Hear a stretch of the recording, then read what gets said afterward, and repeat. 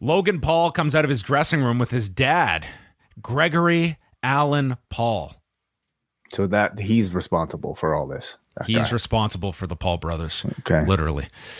The Miz comes over and wants to go over their interview, and Logan blows him off, and we never see the Miz in this segment that he was supposed to be the guest on. So instead, we got Logan coming out with a so subtly positioned Prime energy drink sign that a fan on the aisle just happened to have that read in beautiful block letters, "Drink Prime." There's nothing subtle at all about their promotion of this drink, and I don't know if we can fault him at all, because I hear he's making a gajillion dollars off of this thing. He gets into the ring and he says this is his house, and he is booed. I don't need to be here. I've made millions off my name and my brands. I love WWE, but you won't love me.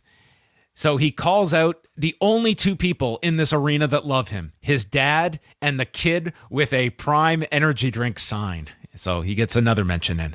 He calls the fans dorks for not seeing his talent. I'm a 360-degree entertainer, which is one of those terms that has been like one of those asshole marketing terms that gets thrown around all the time. Totally. There is no seat I can't fill, no person on this roster I can't compete with. I don't even need a guest, nor would any of my friends show up to a place like St. Louis. They'd be out of here quicker than the Rams. This guy was on fire. I thought Logan Paul was awesome here. His match will be April 1st on his 28th birthday.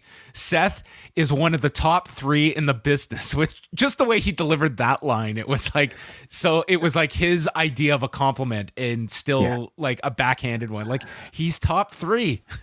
But it makes me want to know who the other 2 are. Who I mean, he obviously, one of them would be him, I guess. One of them would be him, and then the other, I guess, maybe he acknowledges Roman because he lost must to be. him. Okay, fine.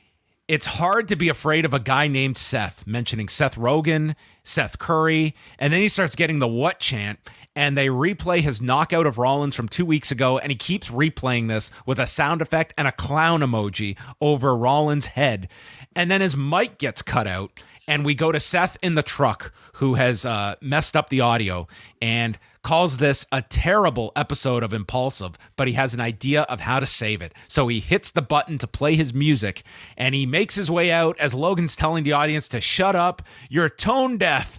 And there Rollins takes him down. They have to be separated. They brawl over the desk. He sweeps Logan out on top of the desk with his leg, and then Rollins climbs to the top for a cross body, and he takes out 2 security guards and almost overshot them. And as he misses Paul, he gets to his feet and gets knocked out again by Logan Paul, who calls him Seth No Chin Rollins and remarks on TV, which they did catch in time, that guy fucking sucks, as he makes his way to the back. Dude, Logan Paul was amazing in this segment. He is so good in this role. I just thought he was maybe, there were some really good performances on this show. He was among the best. He was great. The man really is a natural. And I can't believe we're heading into a WrestleMania where Logan Paul and Dominic Mysterio are 2 of the strongest performers in this, 2 of the most anticipated matches with the most anticipated, well done stories, I would say, heading in onto the card. And there's no hyperbole there. Like they've completely earned that praise. Like, look at how much we're talking about Logan Paul compared to maybe the way we're talking about an Austin Theory, and that's almost unfortunate because, like, it's a good point, but this is sort of like what you are striving to become. Like, maybe Logan Paul's too high a bar for some. Like, this guy is such a natural at this, but so I do question like how much his fame really plays into how impressed we are. Like, does his celebrity play into it? I mean, I would say he's a great I'd argue athlete. the opposite, because I did not sense this kind of interest in Logan Paul a year ago when he was going into WrestleMania. Okay, and that you're right. You can argue that in the last year, like, his fame outside of pro wrestling has decreased. I wouldn't know, has it? I would say, like, he is not at the peak of where his popularity was in terms, I would say in terms of the boxing, which I'm more familiar with. Him himself as a brand and with his podcast, he's very popular.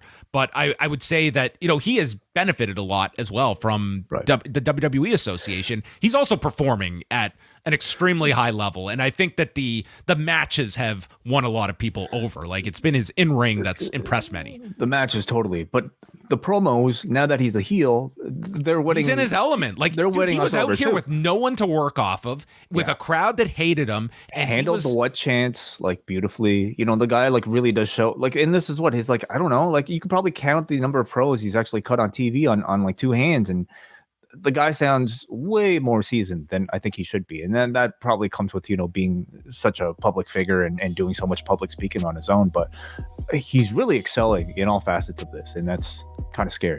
Like, this is the promo battle you want, is like a Logan Paul and a Cena. Like that, those would be some phenomenal segments to build up a match. So great segment here. Seth played his role too. Like, this is one of the more intriguing matches for WrestleMania. This was a very strong segment, I thought.